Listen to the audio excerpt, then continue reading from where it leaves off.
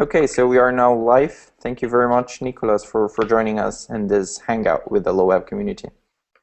Thank you. So Nicolas, thank you very much for joining us. You are the co-founder and COO of BlaBlaCar, and you will be presenting and be on stage at LeWeb on day 2 to talk about BlaBlaCar. So we are very happy to have you for this Hangout today.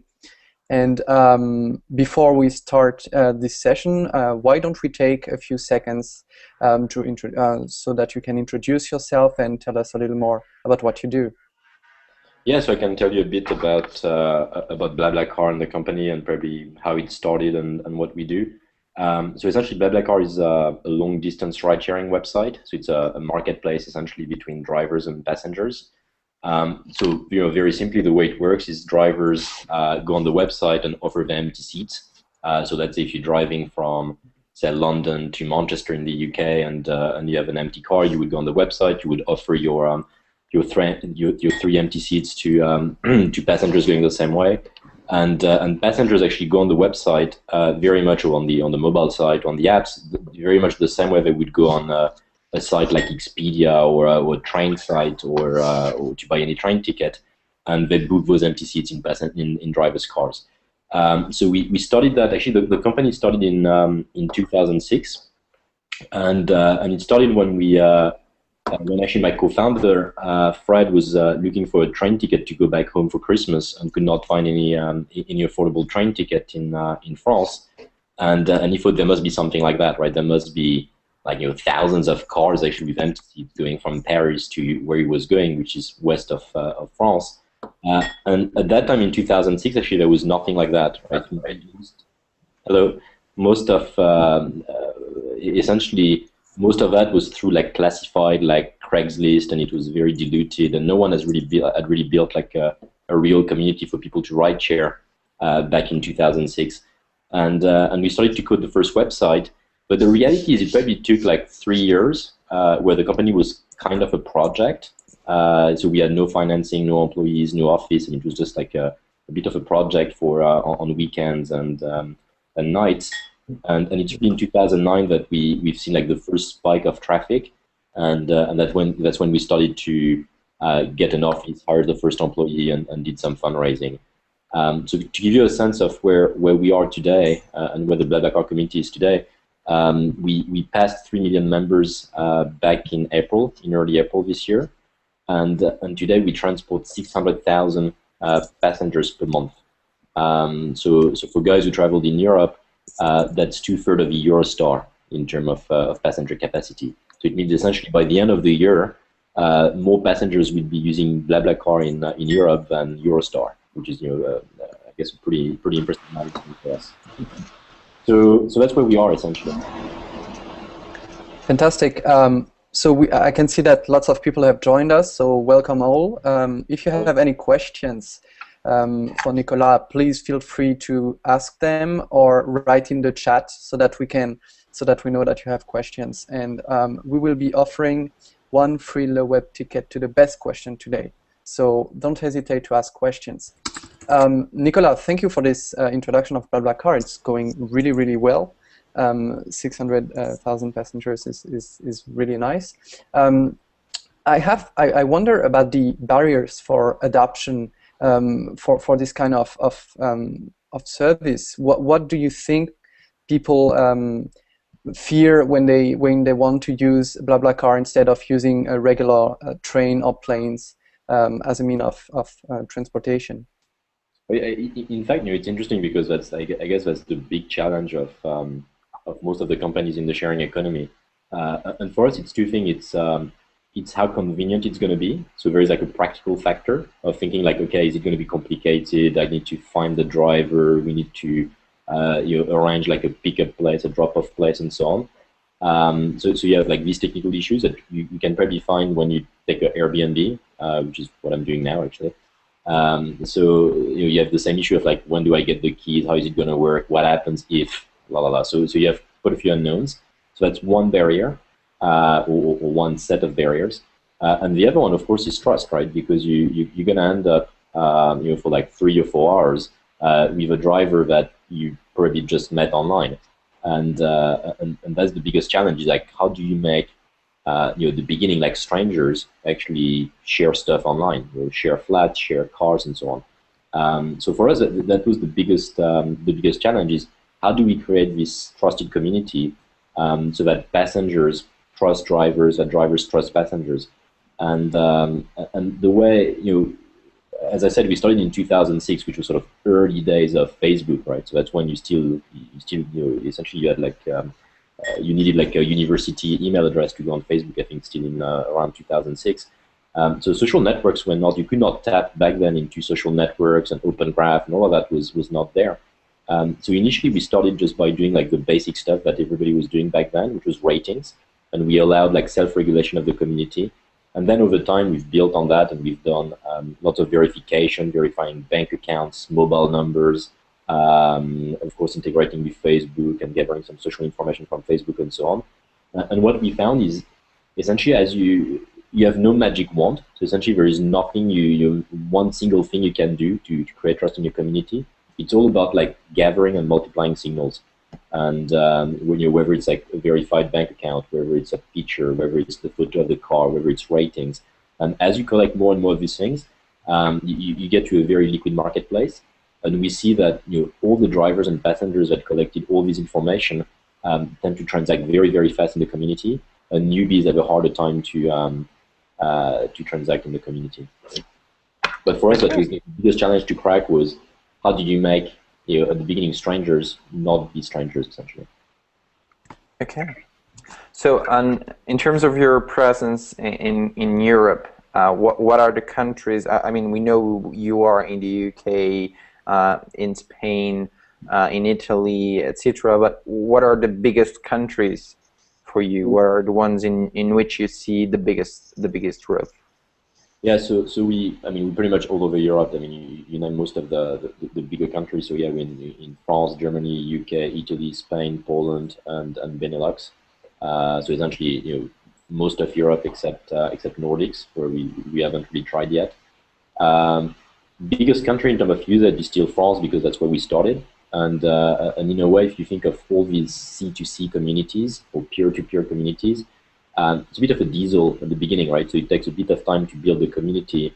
You essentially need one driver, one passenger, and so on and so on. So France is still the most active in terms of usage because it was the first one. But the growth is just, all over Europe we see enormous growth. And to give you a sense, we started Poland 5 months ago, and Germany a month and a half ago. And today, these two countries are putting probably a third of the growth of the company in terms of new members. So it's like we see like massive adoption in these countries. So the funny thing is, I think two things are happening in Europe. The concept becomes, which is a bit different in the US actually, but the concept of long distance ride sharing has really picked up. So it's easier for us when we enter a new country to explain what we do, and compared to 5 years ago, people just get it. They say, oh yeah, that's cool. Whereas 5 years ago, they probably said that's crazy. So we went from that's crazy to that's cool, which is good. And we see a lot more adoption from the press as well. So whenever we enter in a new country, we get a lot more press coverage. People just understand more and more what's the sharing economy, and in a way we've been helped by all the companies pushing the space, like Airbnb, TaskRabbit, and all the companies that we see at LeWeb actually. Okay. And coming back to that growth that you're mentioning, do you think that's due to the concept and to people understanding the concept and to people actually wanting to share a ride, or do you think that's mostly due to the economic crisis that we do have in Europe? I think it's clearly both, but it's clearly both, right? Essentially, if you look at the key drivers of the activity for us, cost of fuel and cost of petrol and cost of transport are the main drivers, right? So if we ask our community, well, why do you use BlaBlaCar? Most of the time they would say, the number one answer would be, hey, as a driver, I actually make money, or I save money, or I offset my cost. And as a passenger, I travel, very low cost, very last minute, at like a third or a fourth of the price of a short haul flight or a train ticket. So clearly, in a way, the fact that the commodity prices and transport prices, petrol prices, and so on are going up, it's really helping us. Now, if you think of it, that was, it's not that it was massively different like 5 years ago.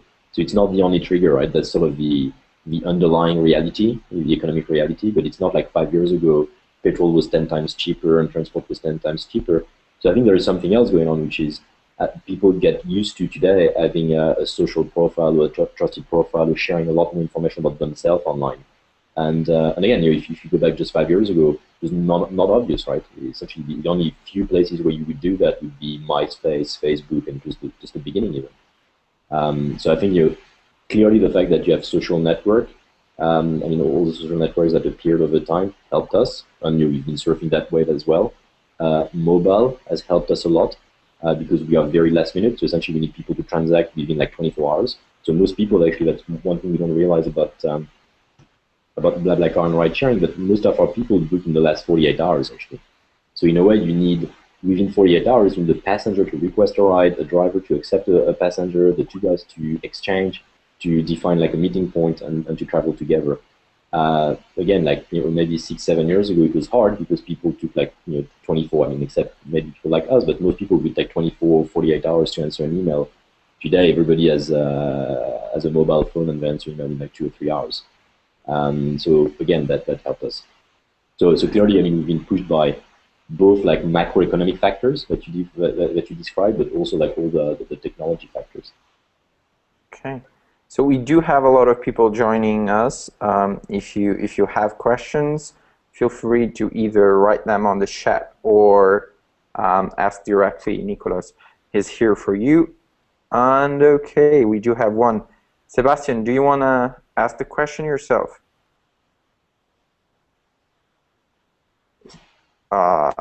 Maybe you don't have a mic. Hi, do you hear me? Hi. Yes, perfect. Yeah, great. Hi, Nicolas. As I said in the chat, I'm a frequent user of BlaBlaCar, and I'm also from the same region as you. And I have two questions about your business. One, how do you fund the launch of BlaBlaCar? Do you do it by yourself, step by step, or do you rapidly funding it by calling some VCs? Yeah. And the second question is about what's the main marketing action you took to launch BlaBlaCar. You mostly did press relationship or buzz or ads, etc. Yeah. Okay. So basically, on the first question, we had like a very organic growth at the beginning. So we started the company in 2006 with no funding. And as I said at the beginning, we really had the first employee and the first office in 2009. So for actually 3 years even, we've just grown the company based on us funding the company a bit, spending some time on sort of nights and weekends. So it's been like a very slow organic growth. And it's only in 2009 when we've seen that, hey, there is something. We could see like a few people actually using it in France, and it sounded like it was picking up, and people were. I mean, we could see some usage even at very low level. We decided to go full speed, and then we started to quit our job and get back to BlaBlaCar around 2008, 2009. So that was the first phase. So the way we started initially was zero funding, so no money, just like essentially spending time on it. And slowly quitting our jobs. And then in 2009, we started to go to the next step, and we've done like a first angel round. And back then it was tough, right? Because whenever we described what we were doing, it was seen as a bit weird, as a bit crazy. It was like hitchhiking online essentially, and people thought of hitchhiking as something from the 60s or 70s that no young people would actually do anymore. And we found a bunch of angels, so we actually raised 600K euro, so that's whatever, like $800K of angel funding, which was pretty good actually back then. And then it kept growing, and I should say also back then we did not monetize at all the website, right? It was just a free community, which for most investors is a bit of a strange thing as well.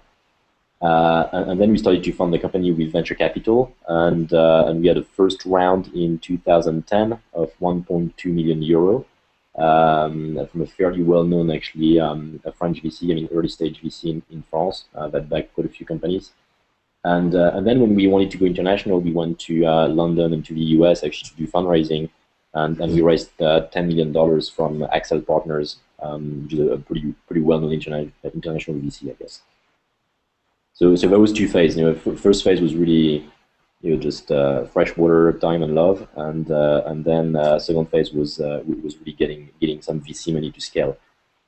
So to answer your second question about like how do we launch the communities, it's really the key challenge in what we do, and most like peer-to-peer or C2C marketplaces, is that it's very inefficient at the beginning and for a long time because you don't have enough drivers or passengers or buyers and sellers. So when you don't have any funding, it takes time. You know, so initially for us, it was 3 years to build the initial community in France. So today, what we do is we do a mix of press relation because we tend to be appreciated by the press because it's about saving money, it's eco-friendly, it's social, it's pretty fun.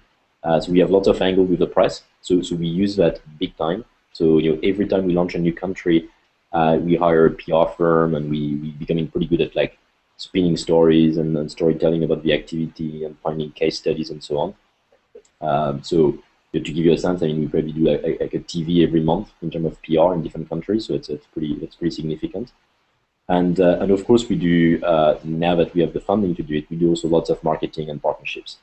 And that's how we kickstart the communities in new countries. So today it goes a lot faster, right? We started Germany a month and a half ago, and I think we have like 1,000 rides leaving from Berlin today, right? So now it goes a lot faster.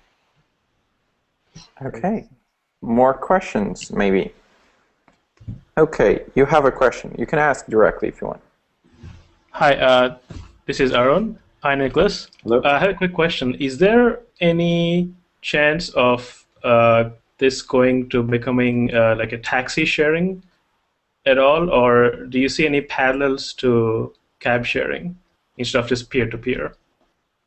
So what you mean by that is what, like sharing, I mean, two people sharing a normal cab, or our community becoming short distance and becoming like a replacement for cabs?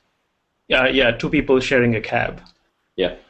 Yeah, it could be. I mean, I guess it's almost like, I mean, there are a few companies actually trying that. It's almost like a different business. So today we are very much on long distance. So in a way, the way people use BlaBlaCar today would be to go on a weekend. So it's a replacement for taking like a coach or a train in Europe or a short-haul flight, essentially.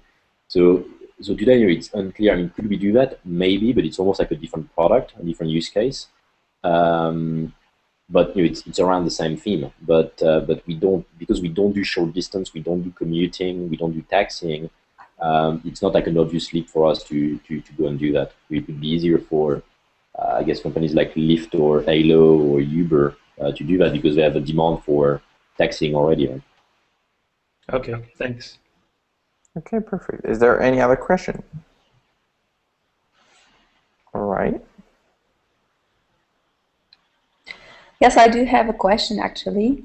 Bonsoir Nicolas, I'm a French expat in Berlin, so I'm a BlaBlaCar user registered in France, but I'm offering from time to time rides in my car in Germany, and I've noticed that the functions are slightly different. So is there a reason why there are different platforms for each and every country? For example, when I'm booking something on Airbnb and you make the parallel, and for me it's very relevant because I use the same systems for my travels. Yeah. I have one single platform. When I'm using BlaBlaCar, I have different platforms. Is there a legal reason for that or a technical reason? No, it's actually as silly as a technical reason. So we've done a migration of technical platform, and the historical site in France is actually what we call the V2. So it's a slightly older platform, and we migrated all the countries but France today into what we call the V3. So if you look at the English website, Polish website, German website, they're actually the same, right? It's just localization of languages. The French one is a bit different. So it's not going to last, right? It's just a technical challenge to have a uniform website. By the end of the year, they're all going to look the same, essentially. Now, the other point about, I mean, the other reason we can do that is we are essentially we're very much about domestic travel. So today that's one thing that's very different between term of usage between what we do and Airbnb. So people booking like I don't know, like I guess Airbnb in Berlin or Paris are actually not German or French. They tend to be American or Brits. They tend to so it's very cross country. So it's very key for them to have exactly the same platform. For us, 99% of the French platform is traveling from France to France. 99% of the Spanish platform is traveling from Spain to Spain. So we localize the website a bit more, and even in terms of content, right? If you look at the blog content, even the homepage, it's slightly customized per country, and that's done on purpose, and that's going to continue. So it's we want the website to address specific local market and specific local needs with specific content and local content. Okay. I know we've been talking about Europe, and of course you do have a good footprint in Europe. Yeah. But the next obvious question is, are you planning to go further around the world and bring the service to other countries, or is that not in your roadmap for the next few Yeah, I mean, if you look at the last few months, in the last 6 months, sorry, we opened Poland and Germany, right? So it's two pretty big countries in Europe. So I guess what I can say is, yeah, of course, we probably continue to expand. We just need to make sure we find places where we believe what we do is going to work, right? So for instance, and I guess I'd love to hear from people from the US actually, but it's something that has not picked up in the US, right? So we haven't, we've seen like short distance ride sharing with Lyft, for example, taking off and raising quite a bit of money recently. You've seen lots of taxiing companies like Uber and Halo from London, but we've never seen so far. We don't have like a real competitor in the US. So that's kind of interesting because it's a pretty rare case if you think of it, right? Because most of the time European companies have a US counterpart and a larger US counterpart, and in our case, it's not really it's not really true. So we need to, whenever we expand, we need to make sure essentially the dynamic of the market, the size of the market, the behavior of people in that market actually makes sense for what we do. And so it's a question mark essentially. So where are we going to go next depends on that. Okay, and okay, and you are of course, and you said that yourself that it is not short ridings, it is long rides, so it is definitely traveling. And I'm wondering, being yourself a traveler, how do you think the travel industry will change with these new services and this entering of the sharing economy and the space? How do you think it will change over the next years? What are the areas where you see that there can be disruption on new services popping up? Well, I mean, I think it's clearly. I mean, if you look at the players, that would be what Airbnb and lots of other companies are already doing. So essentially, it's redefining how you book a hotel, right? So essentially, I think the entire sort of hotel and leisure industry is going to shift toward more sharing. It doesn't mean everything is going to shift, but that's all new, and it's a huge market, right? So there's going to be a whole new set of companies like Airbnb going after this market and actually making use of all the empty rooms, empty flats in major cities. Then for transport, you've seen two kinds. I mean, we've seen two kinds of disruption. One is clearly around taxiing, which in most countries, in most cities, except probably London, actually, which is great for taxiing. It's kind of a nightmare to find a taxi, and it's really expensive. So that market is being disrupted by companies like Lyft in San Francisco, Sidecar, and again, I mean, the market is huge for like all these short distance ride sharing or taxiing. And in the case of what we do, just if you take Europe, you can expand that to different countries. The amount of people actually traveling by either using their own car or taking the train or taking the plane. I mean, we're talking about things like billions of passengers per year in Europe, actually. So that's just massive. And if you think of, and that's often what I say, I mean, if you think of like, what's the biggest seat capacity traveling around Europe or the US today, that's actually empty seats in cars. I mean, there are more empty seats in cars traveling around than plane seats, train seats, and coach seats combined. So I think tapping into that for whether what we do today, which is long distance, or at some point to do what Lyft is doing on short distance, is going to be highly disruptive, right? So it's going to redefine the way not everybody, but the way lots of people travel through the sharing economy. So I think we're just scratching the surface today on how big it can become. I mean, today we have 3 million members in Europe, but we're growing really fast. And when I introduced the company, I said pretty soon we're going to be transporting more people than the Eurostar.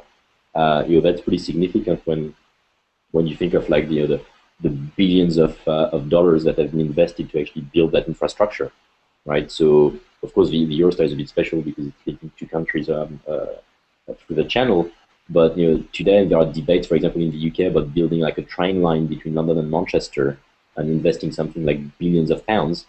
Well, is it you can ask yourself, okay, is it required, or should we just tap into all these empty seats of people driving between the two cities? So I think it's going to shift.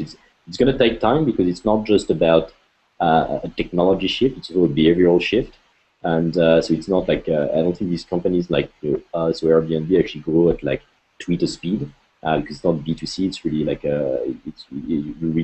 people really meet and travel together and exchange offline. But there is a behavioral change currently taking place. Yeah, because it's not only about introducing the concept; it's also about educating about the concept, and I think that's the challenge. Aaron, did you have a question? I guess. Yeah, I just want to comment on earlier about the US part because I actually lived in the US for about 15 years previously, and I use Airbnb a lot and a lot of the social sharing things. It's like some of this might be obvious, but obviously the distances within Europe are much shorter. The US is a pretty big place, and a lot of people have cars and they drive. And for example, even if you look at Craigslist, there's a section for ride sharing in the US, and that's like very, very, very sparse. So very, very few entries there for people looking for that, compared to, like, for example, rooms for share. It's just going to be there like millions of listings there. Obviously, there's no social component in Craigslist, but there's a lot of like you said, there's a lot of educating to do, and also there's a lot of more trust needed, especially in like in the ride sharing, when you're going between cities and all that. And there are a lot of cars going empty and just like with one passenger. And when you have more people, you can use the HOV lanes and be able to be more efficient. Just wanted to make the comment. Yeah, no, and I think it's it's always been surprising to me that it has not taken off in the US, and because in a way, I mean, it's a car country. But I think there are structural things that you mentioned, i.e., and there are several actually. The country is bigger, and the distances between cities are bigger, and people don't necessarily drive between all these cities. They do a lot like long distance commuting, but not necessarily traveling very long distances. But then the other issue, which is in a way, I started to say you have two kinds of barriers. One is trust, which is always an issue, and the other one is like convenience and how easy it's going to be. And if you think of Europe, one thing that works great for us is when a driver is saying, okay, I'll drive from XYZ part of London and I'll drop you off in Manchester at the train station. Most people can actually use public transport to find that driver, and then they can use public transport from whatever train station to go back home or to go back to wherever they live. I've lived in the US for many years, actually in California. If people tell me I'm going to drop you off somewhere in Los Angeles, wow, I'm screwed because it's complicated. It's people don't use public transport that much. So I think the sort of the hurdle of picking up passengers and dropping off passengers and so on is actually higher in the US. And in Europe, where it's a bit denser and you have like denser cities with public transport, it's actually easier for people to do the first mile and the last mile. And that could be one of the reasons, actually. Yeah. Okay. And following up on your lead now, I do have a question, and I think it impacts the growth of those services, and we've been asking that question to almost all the speakers because all of them are in the sharing economy, and that's pretty much how would my mother use the service. how would a non-heavy smartphone / internet user be able to take benefit of something that they probably would need? Yeah, I mean, the funny thing is, if we look at our community, it's not that techy actually, right? So, because in a sense there is like a very strong sort of real life element to it, right? So it's and people understand the activity in real life. So there are two, I guess, two misconceptions about what we do. And one is people tend to think it's a very young population, might be like 20-year-old. In fact, the average age of our community is 30-year-old. It is, of course, it's not old, but it means it's not teenagers or people just out of school. Essentially, it's actually a slightly older population. And in terms of technology, it's not like a geek. I mean, in a way, our product, if you go on the website, it's not really a geeky product, because what we've done is we turned that into a travel site. So we made all the process so that it looks like, it feels like booking a train ticket or booking a plane ticket, which is something most people do, right? Today, I mean, there's like at least in Europe and the US, there is a super high penetration of internet, and you don't need like a super smartphone. You don't need to understand the app store. You can just do that online. So in fact, we have a mix of like early adopters that use essentially mobiles, and use BlaBlaCar and discover BlaBlaCar just through the mobile app. They're probably the more of the techies. But you don't need, I mean, unlike things like maybe Foursquare or Twitter, which tends to start with like a pretty geeky community, we don't actually. We started with more like actually an artist and an alternative community, which is interesting. Okay. And do you and that's also interesting, because do you target travel sites? So is there a chance that if I'm searching for a flight from London to Paris, that I see some sort of ad for BlaBlaCar? Because I can see that as being very useful. So I'm searching for a flight from London to Paris, and I just have some sort of information or some sort of ad that, for instance, Adam is doing the same project, and I can do it with him. Is that something you've given any thought? We do. I mean, obviously, we do some level of online marketing, and we have a few partners. I guess if you go on a website to book, if you're on the train website, or if you're on an airline website, you're probably not going to find us, right? Because that would be cannibalizing what they do. But we have a few partners. Like essentially, we work more and more with aggregators, and we're not in all of them. But there is a point where you might think that it becomes so mainstream in Europe that actually, if you go on Booking.com or Expedia and you look for London, and let's say whatever, like London to Paris, it might say, hey, here are a few flights, and here is a BlaBlaCar, and here is ride sharing, or they would aggregate what we do. So today, what we work with, I mean, obviously not like the biggest website, but we work with more and more price comparators, and we have an API, so anyone can actually use our API. And we send like a complete feed of trips between cities with GPS coordinates and so on. So today it's we have an API to do that, and we are integrated in some travel sites. Okay, so we do have some inputs from the community, Dorina, and do you wanna jump in and just share with us what you just shared in this chat? Okay, so you have on the right on the chat, I think mid-aged or senior target audience can be reached also through an application available at Smart TV. TV is a very familiar environment for them. Yeah, we haven't tried. I mean, so the real answer is I don't really. I mean, I guess it sounds like a good idea. It's something we haven't tried. So we have. I mean, we haven't tried because it. If I understand the question, it's a pretty doing TV and doing stuff on TV it's pretty expensive media. It's also pretty time-consuming media because you need to create some rich content. And today, most of the growth that we get is actually viral. So it's just word of mouth. So we do, of course, a bit of online marketing and things like that. But 90% of our members come through natural traffic today. And in fact, we get more and more. Senior, or mid-age people. Especially in the driver community, right? Because we get, for example, all the what sometimes it's called like geographical single, where you live in, say, Bristol and actually you work in London and you have to commute every week and so on. And our power drivers tend to be actually 40 or 50-year-old, most active drivers. So they're not actually students. Passengers tend to be a bit younger, But the power drivers tend to be people who work in a city, live in another city, or travel a lot for work. And then when they discover actually they can share their ride with passengers and offset their cost to make money, they become power users.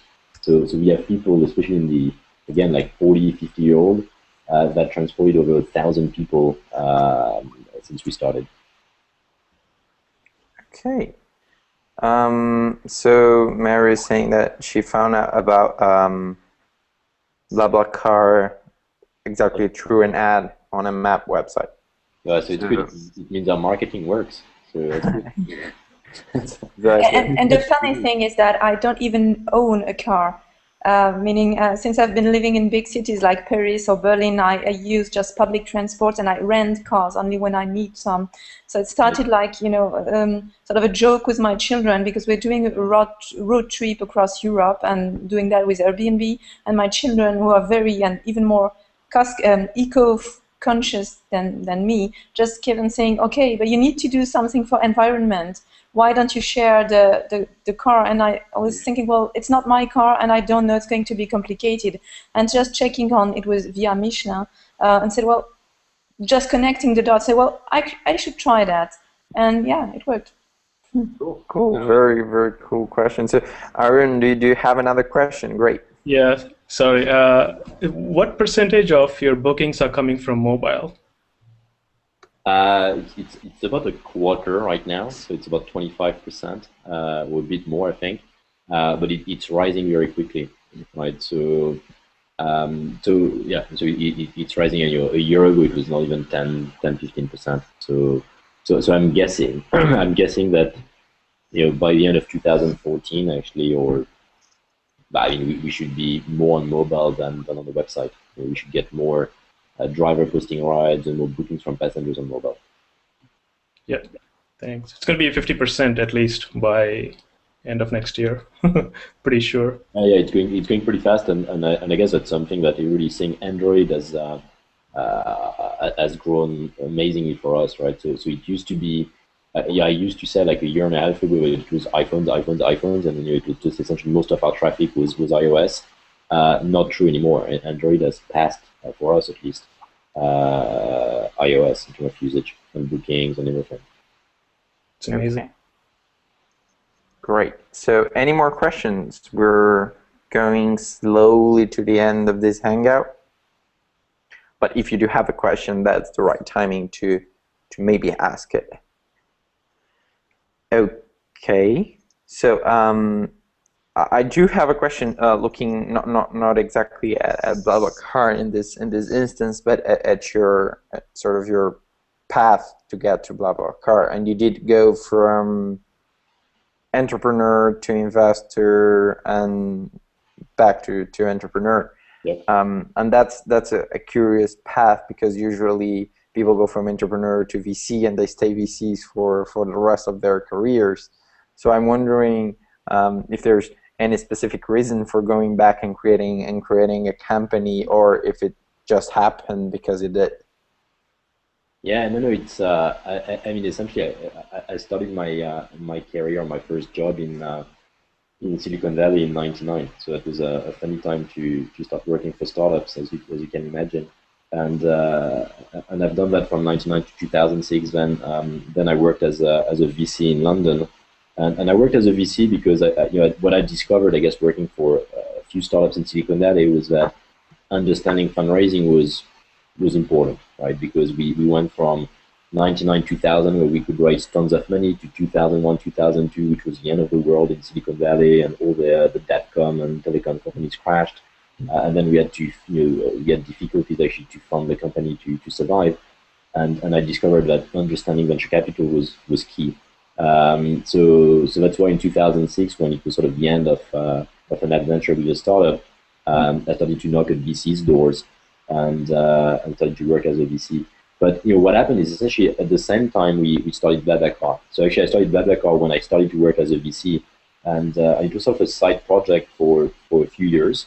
And then I was lucky enough to work for a pretty cool fund in London, and they allowed me to do a bit of a dual thing where I was both I was sort of part-time VC, part-time growing BlaBlaCar. and at some point in 2010, essentially, I switched pretty much full time to back to BlaBlaCar. So I sort of never left the old entrepreneur thing because we started BlaBlaCar pretty much when I started to work as a VC, and it became sort of a dual track with BlaBlaCar, becoming more and more important in my life and switching full time in 2010. Having said that, it's clearly it's helped me and it's helped the company a lot to have VC connections, and I knew Excel from my VC days, and it helped raising money essentially. So clearly it was a big help to A, understand how VC work, and B, being connected. Okay, cool. So we have the two final questions, I guess. The first one is from Sebastian. Will you get back to the investor world? I have no idea. I mean, that's a good question. To me, every step of my life it's not that planned, right? So, and I guess it's true for most entrepreneurs and probably most people on this chat. It kind of happens a bit by accident, right? So I ended up in Silicon Valley in '99 because at that time my girlfriend was moving to the US, so it was not really planned.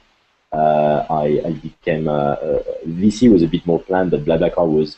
I met a guy doing an MBA, and we started a company, and it was a bit random at the beginning. So, will I ever go back to VC? Maybe. I loved it. It's a completely different kind of job. What I loved about venture capital is you see lots of projects, and you really have the pulse of what's going on in the industry. What I was missing as a VC was managing teams, and that's what I enjoy also doing today is building teams and managing teams. Yeah, maybe. I mean, right now it's not the focus, obviously. Perfectly. Glad you talk about teams because our last question is actually about teams. Marie, do you want to ask the question yourself, maybe? Yeah, I was wondering what's the current size of your team and if they're all based in France, or if you outsource, for example, to developers in outside Europe or whatever. Right. So essentially, I mean, the team is about 70 people today. And to the answer, like, are they all in France? Actually, no. They're not all in France, and that's really something I wanted. So I didn't want the people to be 100% in France, and I wanted to have local teams in every country we went into. So today we have a team in Germany, we have a team in Milan, we have a team in Madrid, we have a team in London, a team in Warsaw. So essentially, we have teams in any major country in Europe. Not to do outsourcing though, so we don't outsource any technology. So everything is done by our own team. So it's not about offshoring or outsourcing. It's about being local. So being local in the sense of all the PR we do in Germany, all the marketing we do in Germany, all the partnerships we do in Germany, for example, is driven out of a German team with a German GM, and that's also true of Spain, Italy, Poland, UK, and any new country we would do. I would push to have a local team. And the reason it's key actually for most businesses, but especially for European businesses, is there is no way actually you can drive a country like Germany or the UK from France, for example. So you need like a local guy who understands the ground, who can build a team locally and can replicate what we do locally. And that's also going back to one of the questions that was asked about like why the website is a bit different. Well, that's also for that reason. So essentially, these guys own part of the website, and the content on the website is very local. So today we have a big chunk of the team, more than 1/3 of the BlaBlaCar team is actually not in the headquarters. They're just in local offices. Okay, so I think we came to an end. It was a very, very interesting discussion. I want to start by thanking you, Nicolas, for joining us and for sharing all these insights. And of course, I want to thank everyone that joined, specifically those of you who asked questions and helped make this Hangout great. So as you know, we do have a free ticket for LeWeb London on June 5 and 6 to offer to the best question tonight. We will communicate about the decision through Google+, so please make sure that if you are not, you are RSVP'd for the event, because that's our way to get in touch with you and communicate in case you get the free ticket. So Nicolas is going to be at LeWeb, on talking about BlaBlaCar and all the work they've been doing. It's going to be on June 6th. It's a keynote speech. And of course, we hope to have you all at LeWeb on the 5th and the 6th of June. We'll get in touch. You can learn all about LeWeb at www.leweb.co. And of course, you can search more about BlaBlaCar and have your questions prepared for Nicolas for London. So again, thank you very much for all your input tonight. And again, any question, the LeWeb team is here. Thank you, Nicolas. Thank you, everyone. Yeah, thanks for your time. Thanks.